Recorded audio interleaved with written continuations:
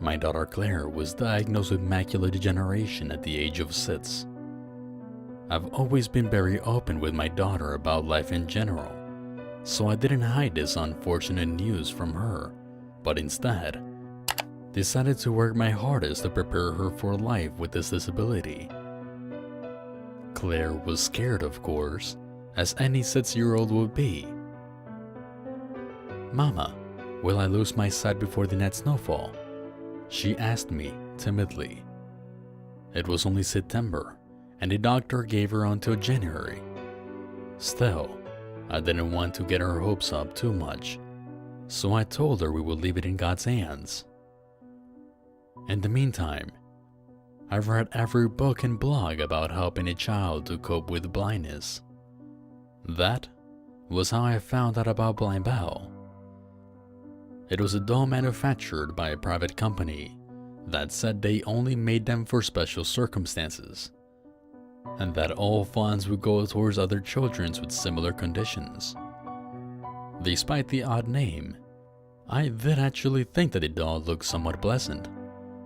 It was a small rag doll about the size of an average teddy bear, wearing a blue church dress and had blonde hair and blue eyes.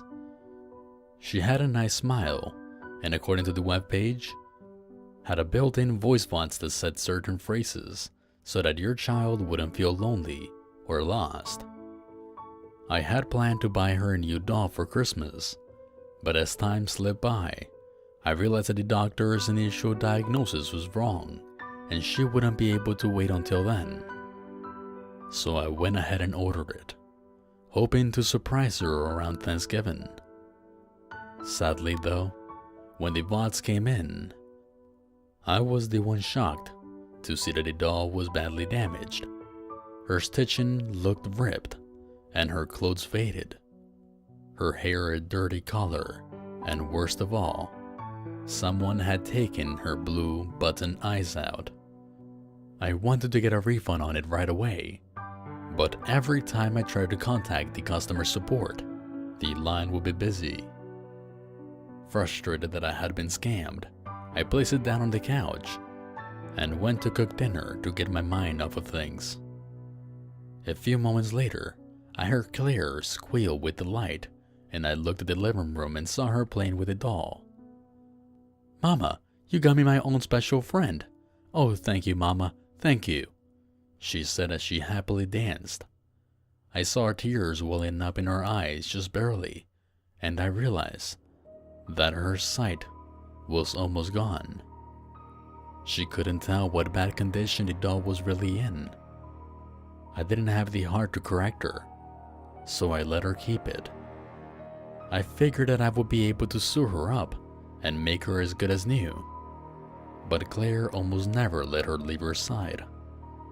"Why don't you let me hold her?" I suggested one day. "You can't, then she'll forget about me, and she'll be lonely," Claire said desperately. I couldn't argue with that. Still, some of what Blind Belle said started to bother me. "Don't ever leave me," she would say sometimes when I walked by Claire's room. "Don't be afraid of the dark. I'll be right here," she said when I tucked Claire into bed. I thought once my daughter was asleep, I could take the time to get the doll and maybe clean it up. I knew I would have to take the electronic components out and hand wash it, but still, if we were going to keep the thing, I knew it would need to be done. I snuck into her room to take Belle to the washer, and I heard that voice again. "I see you," Belle said softly. I froze and looked at the doll. The voice sounded even more unnatural than before. I reached to grab it up when she started making the soft melody. "Hush, little baby, don't say a word." Claire woke up and started crying. "Don't take her away from me, Mama. You can't," my daughter cried. I relented and went back to bed. I heard a soft laugh come from the doll as I left the room. I lay in bed thinking of that strange blind doll and trying to push my unease aside.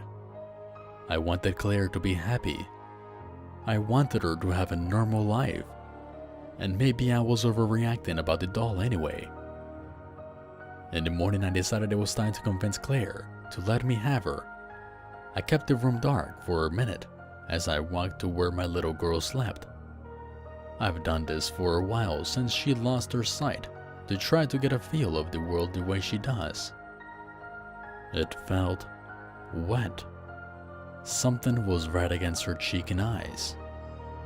I turned on the light and screamed in horror. My little girl was lying there, her eyes ripped from her skull. The scream only became louder when I heard Belle giggle, and I saw Claire's blue eyes staring at me from within her stitching. "I see you, Mama,"